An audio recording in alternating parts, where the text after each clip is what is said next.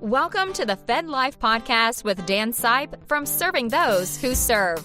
In this podcast, Dan draws from years of financial experience to help federal employees overcome challenges that every Fed can relate to.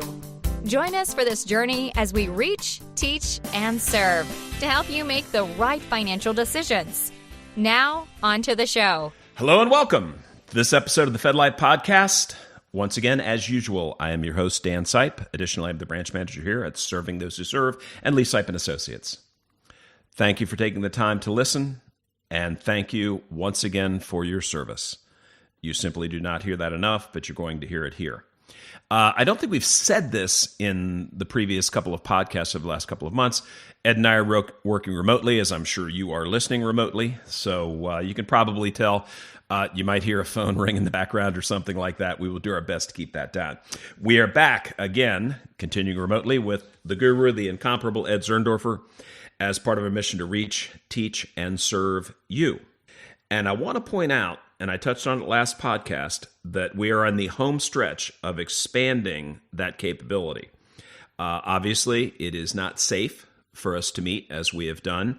Many of you have gotten used to coming to the seminars that we offer every month on a live basis. We know we can't do that.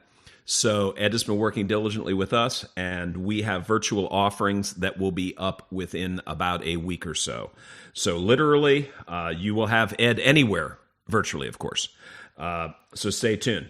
At the outset, I need to say the opinions of our guest, Ed Zurndorfer, are not the opinions of Raymond James or Serving Those Who Serve. This podcast is presented for information only and should not be taken as advice. All listeners should consult their personal advisors before taking any action. Recently, Ed has written 2 articles for us in the Fed Zone, which you can find at blog.stwserve.com or fed-zone.com, discussing Social Security benefits, and that's always a hot topic. Everybody's got questions, everybody's got thoughts, and still a lot of misconceptions because we've had changes to how people can claim and things like that pretty much since 2015 popping up. So we're going to be digging through a whole lot of that.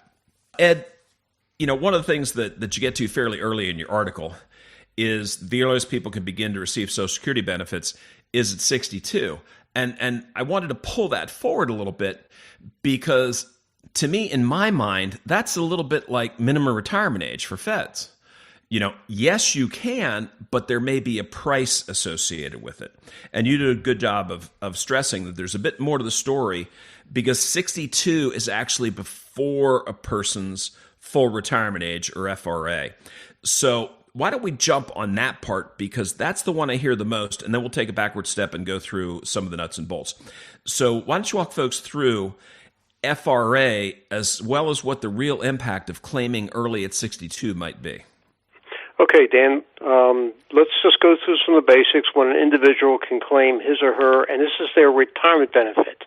Social Security also has disability benefits, but today we're talking about a retirement benefit, which an individual is eligible to receive if the individual is what is called fully insured. Fully insured meaning they have accumulated at least 40 credits of Social Security. Once an individual has accumulated his or her 40 credits, they're eligible to receive their retirement check, but they can't get it right away. They have to wait until at least age 62. Age 62 is the earliest an individual can start drawing their own Social Security retirement benefit. If they take it at 62, however, their Social Security retirement benefit will be permanently reduced. They're going to have a permanent reduction for the rest of their life. When can they get a full Social Security retirement check? They can get a full Social Security retirement check if they start receiving their Social Security at what is called their full retirement age. What is full retirement age? I know what everyone's thinking. Oh, it has to be 65. Well, that's true, but Congress in 1983 raised the full retirement age because we're living longer. So if you were born before 1938, yes, your full retirement age is 65. But if you were born after 1937, then your full retirement age is something between age 65 and age 67. So let's do an example here. Let's say you were born between 1943 and 1954. I happen to be born in 1951, so my full retirement age is 66. Dan, I think you were born in 1956. That is correct. So your full retirement age is a little bit later. It's 66 years and 4 months. My wife happened to be born in 1955, so her full retirement age is 66 years and 2 months. Okay. Essentially, the full retirement age has been going up by 2 months, starting for people born after, as I say, after 1937, and the latest it goes up to is age 67. Anybody born after 1959, their full retirement age is 67. 67. So let's say you were born in 1970. You're 50 years old this year, but your full retirement age is 67. But the earliest you can receive that Social Security check is still age 62, no matter what year you were born. Okay. And as you touch on, and we'll dig into this a bit further, just remember, folks, 62 is the earliest, but that means it's before full retirement age for most people, so you're going to be accepting a lesser benefit. Okay, so Ed, let's take a step back, hit some of the basics. So you touched on it about the 40 quarters, or getting one credit for each quarter. So let's get right down to the basics of how someone earns that Social Security benefit over the work years, because you have a figure of 5640 in there. So why don't you talk through the nuts and bolts of that part, getting to the 40 quarters? Okay, so an individual is working during their life. They may start working, let's say, in their late teens, and let's say they work until their late 50s or early 60s. Mm-hmm. Perhaps they were in the military. While they were working, they were paying into Social Security. Most people do. That we're talking about jobs covered by Social Security, and most jobs are covered by Social Security. There are some jobs that are not covered by Social Security. A classic example is if you are a federal worker and you're covered by the old retirement system, the civil service retirement system, you did not pay into Social Security. There are many states, give an example, Ohio, Texas, California, in which state workers did not pay into Social Security with their state pension. There are some cities around the country in which city workers did not pay into Social Security. When I say state or city workers, we're talking about police officers, firefighters, teachers, who are public service employees, and they were covered by a public pension in which they did not pay into Social Security. So these individuals didn't pay into Social Security. Now these individuals may have earned their Social Security credits in other ways. We can talk about that later. But as far as federal employees are concerned, CSRS employees have not paid into Social Security. I was a CSRS employee for 32 years, didn't put a dime into Social Security while I was a CSRS employee. Other federal employees, such as FERS employees, those employees who are covered by the newer retirement system, Federal Employees Retirement System, or FERS, they do pay into Social Security. So as you're working and you're covered by Social Security, when you are working and you're being paid, and you're covered by Social Security, the Social Security or FICA tax is being withheld from your paycheck, and how much is that? 6.2% of your gross pay is being deducted and going into the Social Security Retirement Trust Fund, and that's 6.2%. And now it's been that way for about 27 years. It was a little less earlier, before 1993. Earns you credits as you're working. That 6.2% you're paying now is matched by your employer. So if you're a FERS employee, you're putting in 6.2%, and your agency's matching that. You get one credit if you earn a certain amount of wages, and if you earn 4 times that amount of wages in a given year, you get your maximum 4 credits. So let's be very specific for 2020.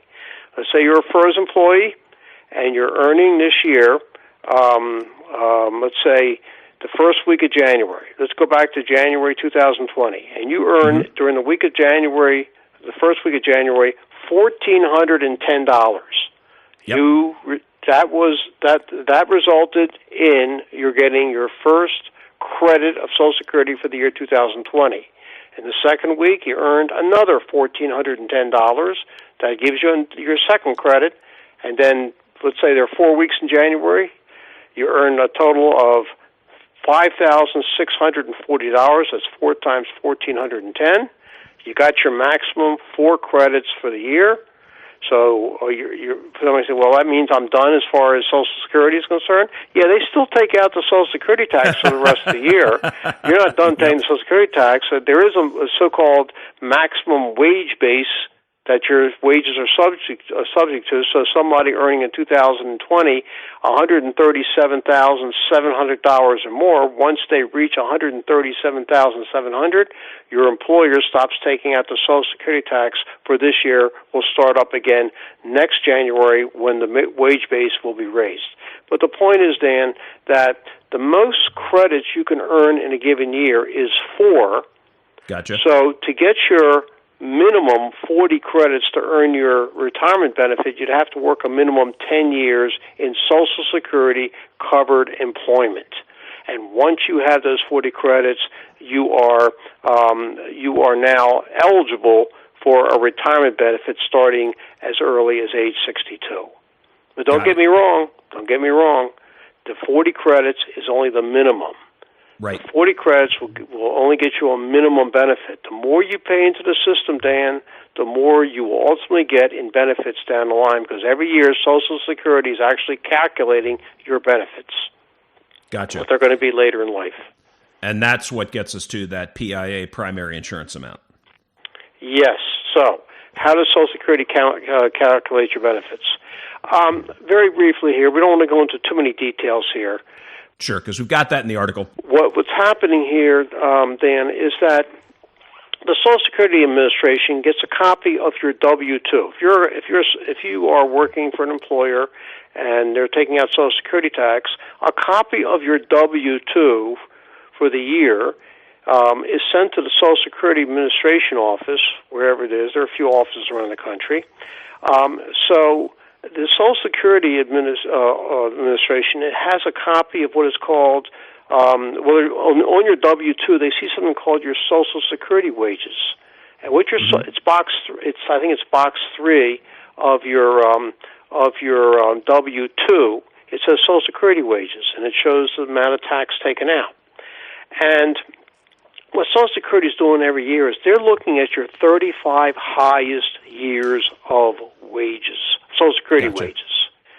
And every year they calculate what is called your primary insurance amount, the PIA.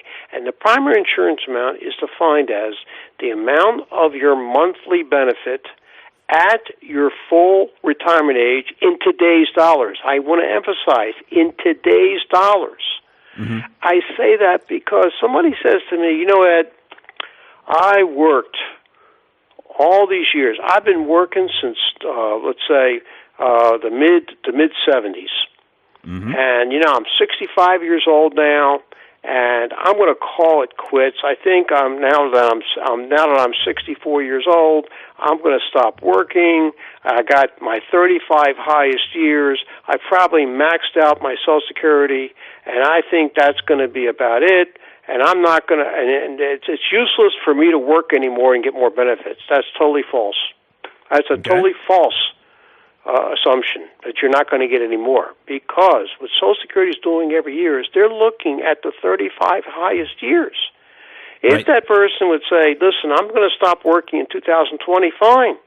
But if they would work in 2021, then what they're going to earn in 2021 is probably a lot more than what they earned in 1986, which was 35 years ago.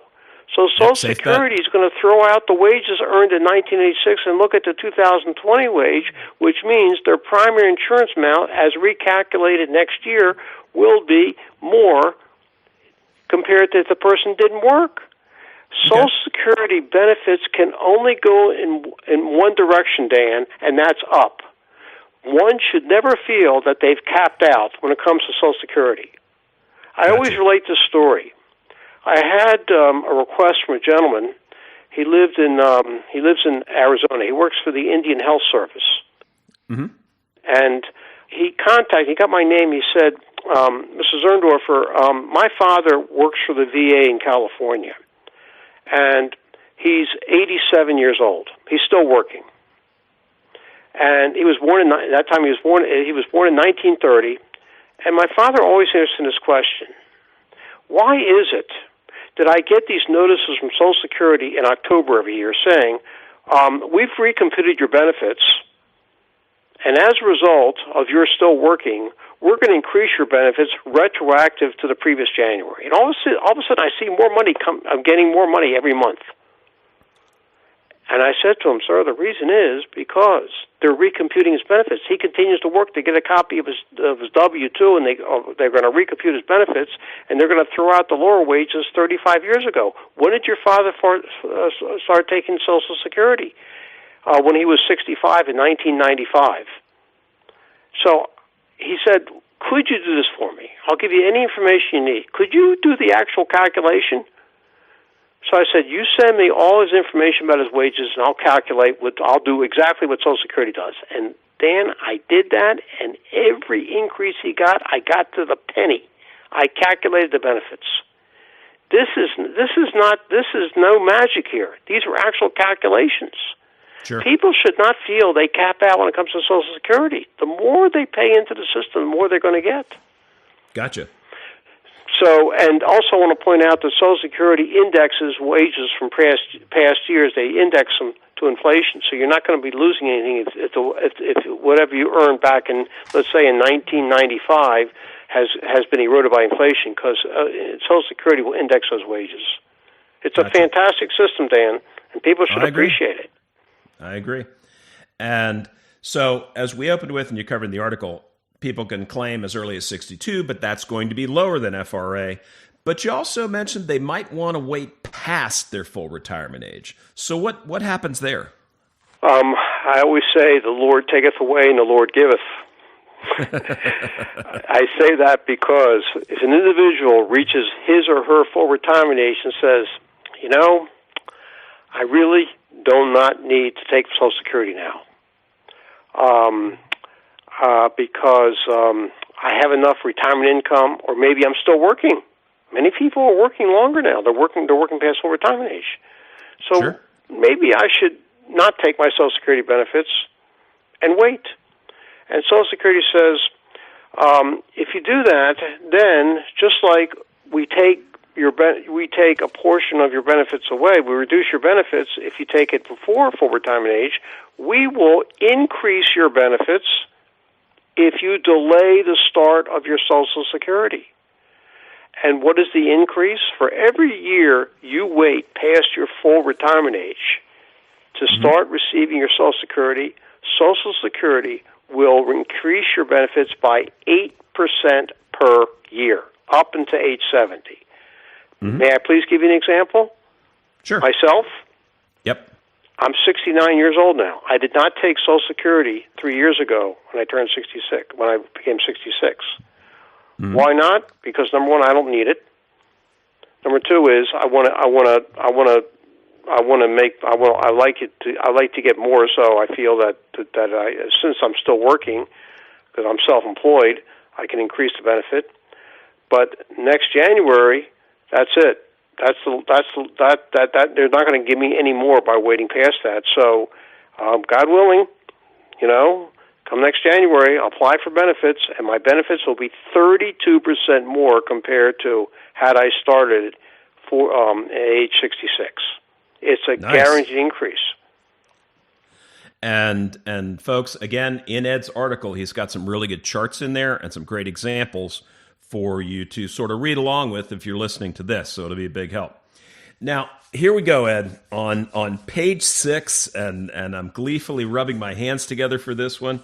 Brother, you are tackling the question of the ages, and you take a really good swing at it. What's the best age for an individual to start receiving his or her Social Security benefit? Drum roll, please. What's the answer, Ed? Okay, here we go. And here's my standard answer to everybody. I give you a definite, unqualified, no questions asked, it all depends. I hate to give you that answer. I knew it was coming. There is no one answer that fits everybody. There are several factors here. Let's go through some of the advantages of taking it early. Why would somebody want to take it before their full retirement age? Number one, they need the money. Mm-hmm. They need the money. Look at what's happening out now with the economy. Look what happened during the Great Recession 10 years ago. I remember this vividly. There were people who worked in private industry 10 years ago.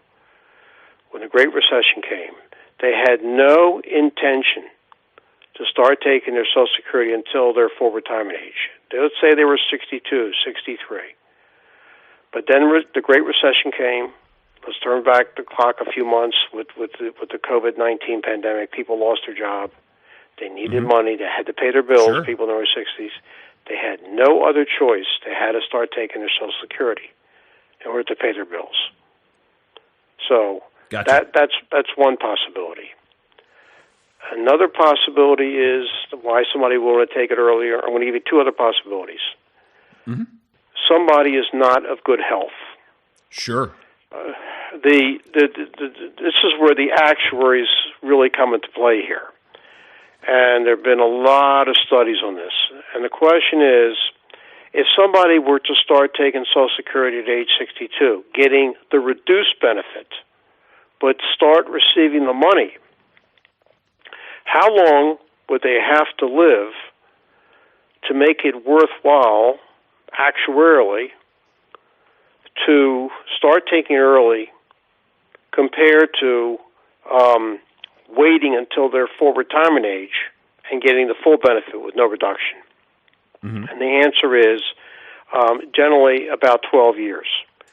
In other words, give an example, and I think I have the example there is on page 6 of the article talks about somebody whose full retirement age is age 66, and they're starting to take it at age 62.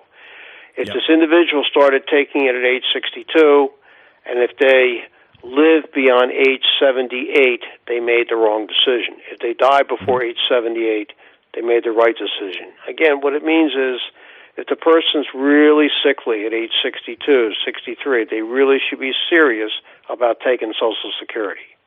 Sure. Another consideration, and I guess we'll talk about this a little bit later, are family benefits. Mm-hmm. We're going to be talking about this in a few moments. Let's say an individual started having a family later in life.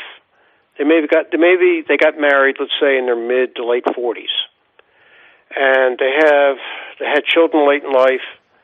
And here they reach the age of 62, and they have a couple teenagers. One teenager is 15 years old, and the other teenager is 13 years old.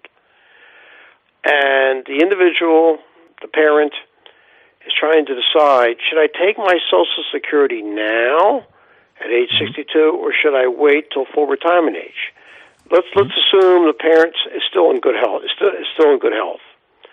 Well, the parent, we'll give you just some round numbers here. If the parent would take Social Security at age 62, would get $1,200 a month. If they took it at age 6, at their full retirement age, 66, they get $1,600 a month. There's a 25% reduction for taking it at 62.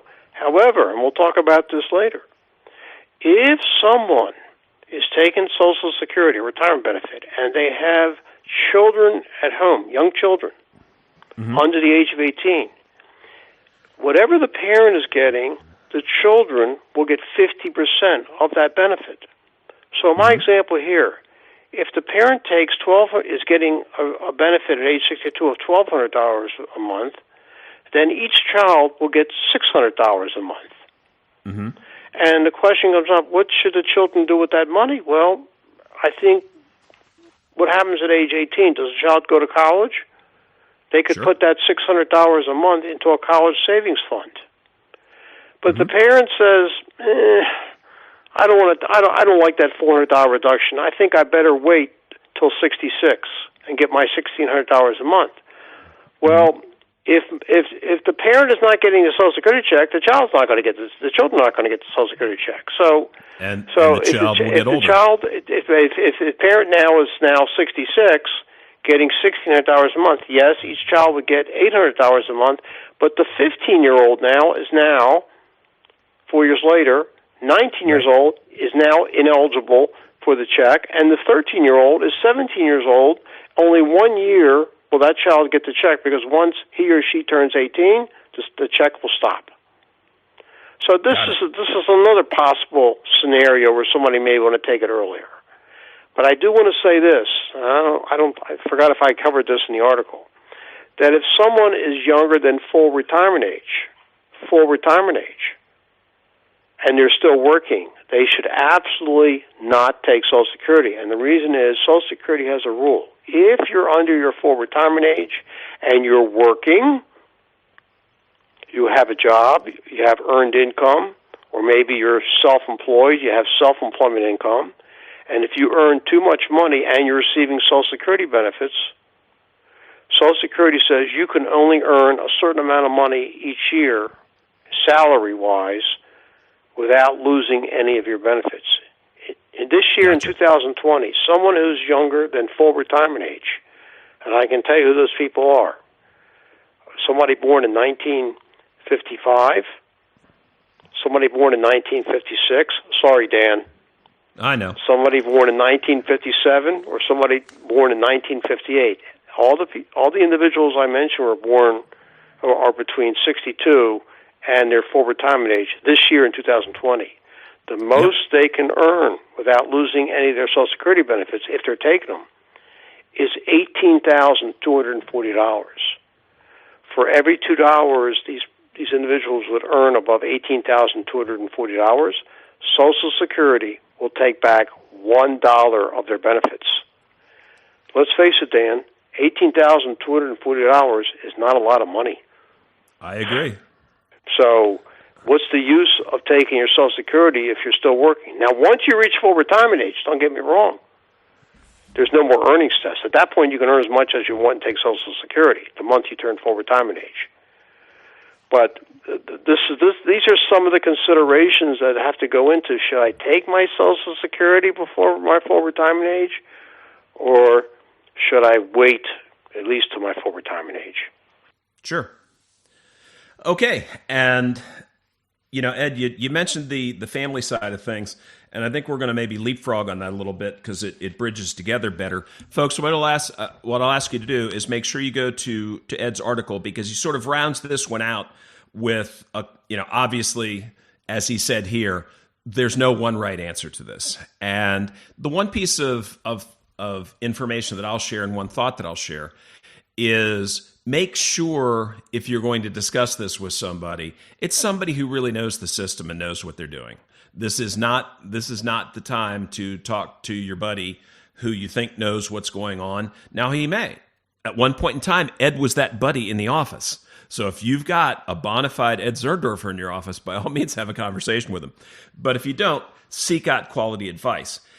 So he closes the article with a couple of points to consider that talk about the COLAs built in, talk about that there's a windfall elimination provision that CSRS folks will run into, and also what happens, and it's a good thing, if people keep working and paying into the system. Ed touched on that already with the gentleman whose dad was still working and still increasing it.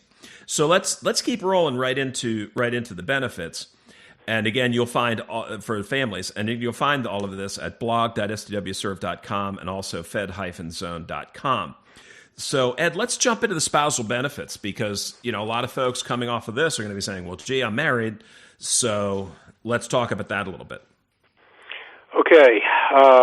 So individual, let's say, is married or was married. I want to mention that also. Yep. Because an individual can actually receive their former spouse's Social Security benefit under certain conditions. We can talk about that. Talk a little bit about that. But let's talk about married individuals in general. So if a person is married and they've been married to someone, let's say, for at least a year, we'll start from there. and let's say they're both of full retirement age. We have, let's say, husband A, we have wife, let's say wife B. They both have been working.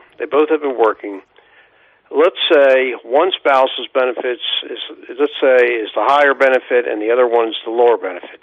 And for sake of argument, let's just use the husband. Husband has the higher benefit, and the wife has the lower benefit for various reasons. Maybe the wife would stay at home for many years taking care of the kids, start a little bit later in life working. So the husband's working consistently and has the higher benefit. Mm-hmm. So let's say the husband claims his benefit first, and now the wife is eligible to start claiming her benefits.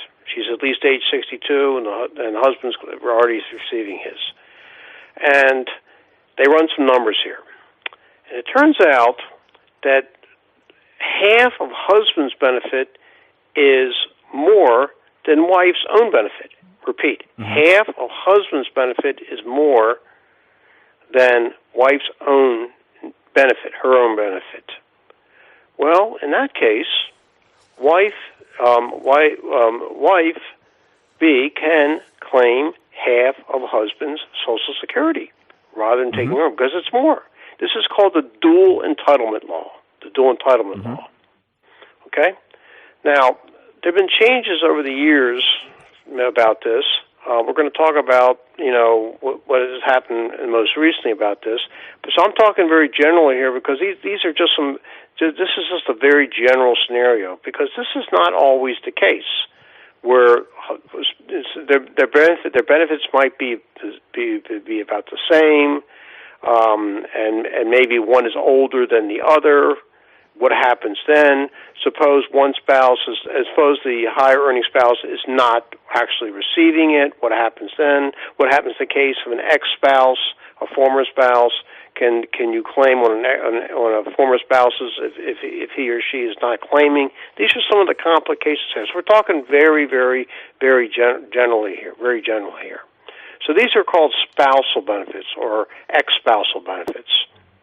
And there are some rules regarding who is considered, what a spouse is. We should really talk about that, what a spouse is, and I get into that in the article.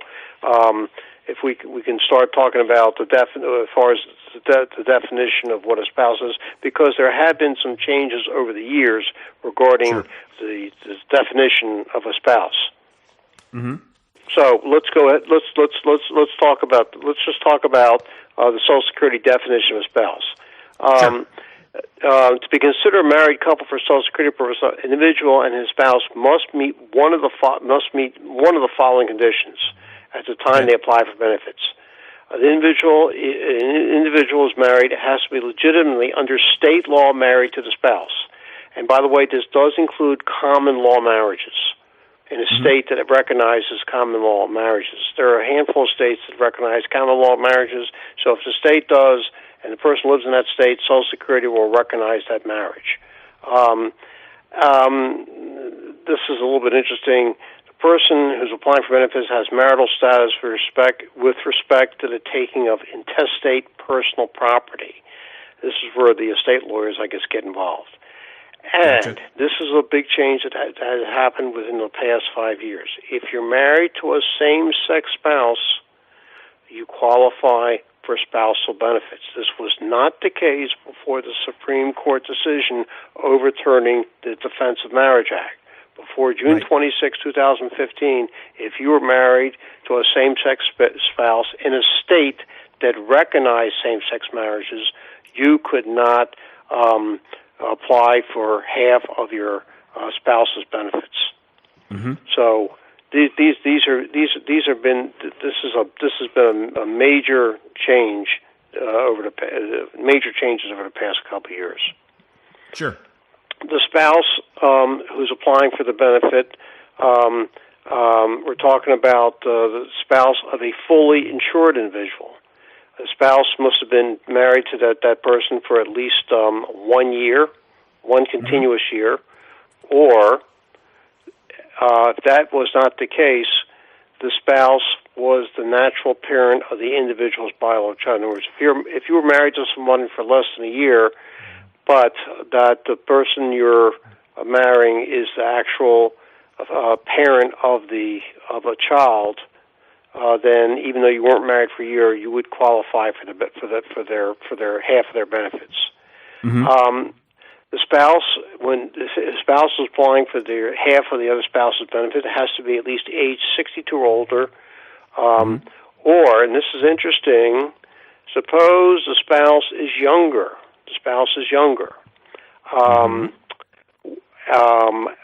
And caring for a child who's younger than age 16. So, give you an example. We have a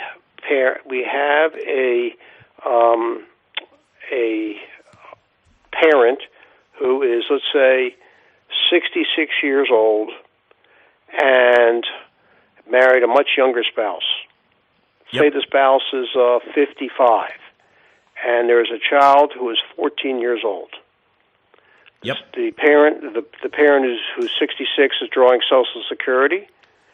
The child is 14 years old. The child is eligible for half of the parent's Social Security. Remember, we talked about earlier that a child younger than 18 can get half the parent's Social Security, and the child's mother can also get half of her husband's Social Security because she's taking care of the child, even though she's not 62. And of course, and this is where some people trip up. The spouse has to apply for the benefit. Now, people say, "What do you mean by that? Has to apply for the benefit?" I always say, Dan, that the Social Security Administration knows nothing about your family. They have no idea. They don't take surveys. They don't knock on doors. They don't go online saying, "Can you tell us about your family?" So in my example here, where the husband's 60 years old, he applied for his benefit. They're not going to ask them, "Well, do you have a spouse who's taking care of a child younger than 16?" They're not going to ask them that. Right. The family has to know about it. So, gotcha. As you were mentioning earlier, this is the type of information that individuals should ask their advisors about all their benefits.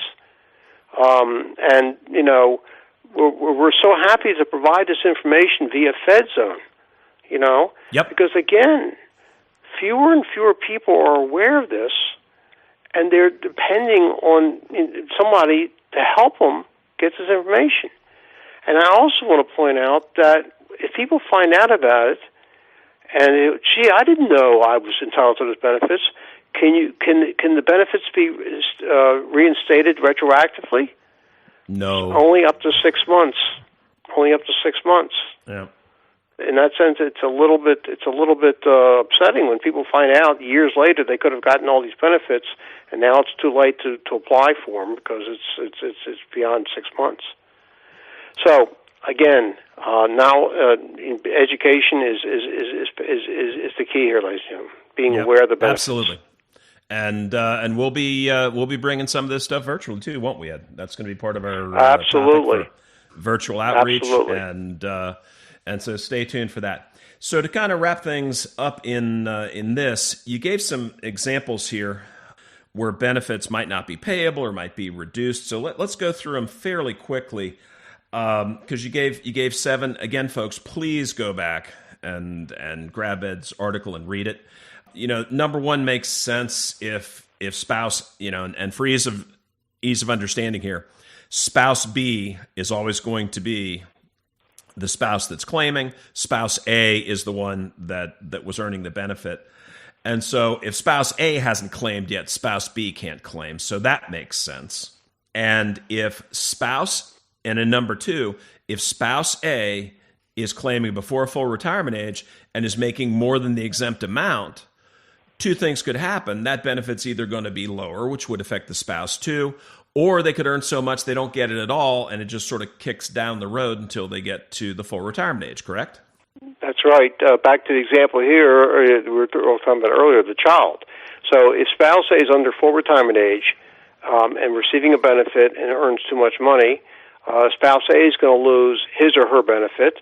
If the spouse B is drawing on half of spouse A's, they're going to lose the benefit, and so will the child. The earnings test applies applies to all these individuals. They're going to lose they're going to lose their benefits. And then we'll let folks get to the article to get the rest of those, because some of them are pretty specific. If there's somebody who's working outside the U.S. and that sort of thing, and that there's the ways that the spousal benefit can end. Obviously, if spouse B, the one who claimed, dies. Okay. If spouse A dies, then spouse B might be entitled to widower benefit. That's correct. If spouse B is under age 62 and there's no longer a child under age 16, that also makes sense based on what you covered. And then spouse B becomes entitled to his or her own retirement benefit. So let's round this out with what you did relative. Touch quickly on the kids' benefits. You covered a whole lot of that, and so the kids are able to claim based on certain circumstances. The amount is going to be that 50% number, and then the child, those benefits could terminate when the child dies, when the child turns 18 and is neither disabled nor a full-time student, the child marries, or the child is no longer entitled, or the child's parent is no longer entitled. Now, let's talk on the full-time student part. So if the child's 18 and a full-time student, what is the end date for that person? When they're full-time student in high, and we're talking about post, let's say, full-time elementary or secondary school. Once they age 19, that's it. If they're still in school, age 19. Okay. But if a child was disabled, by the way, it does not end. Okay, it does not end. As long as the disability was before the child was age 22. But to answer your question, Dan, if they're still in elementary, full-time, or secondary school at age 18, once they reach 19, then the benefit will stop.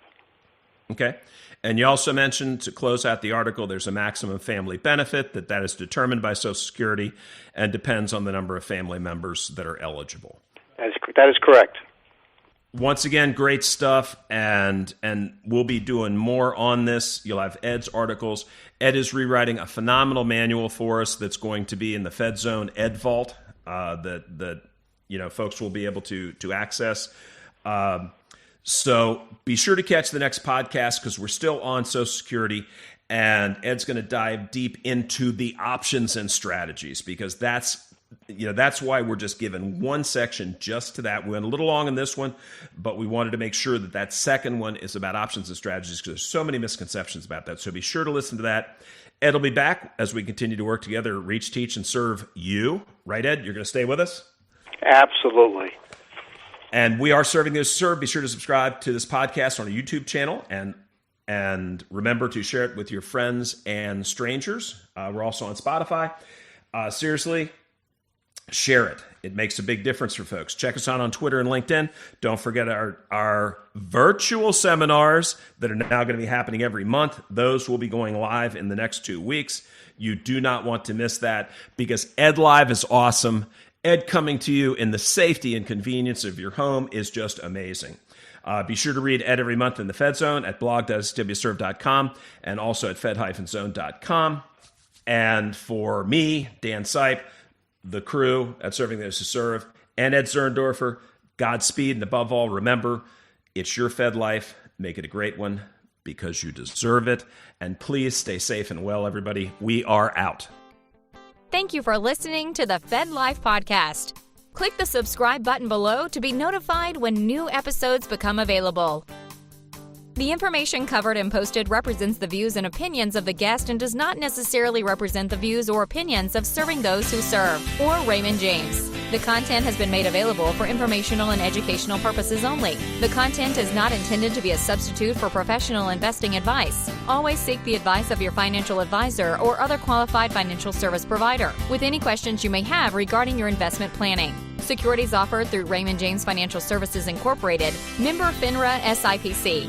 Investment advisory services offered through Raymond James Financial Services Advisors Incorporated. Serving those who serve is not a registered broker-dealer and is independent of Raymond James Financial Services.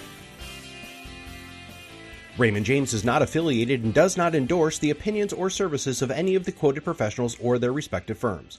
Any opinions are those of Dan Sipe and not necessarily those of RJFS or Raymond James. This case study is for illustrative purposes only. Individual cases will vary.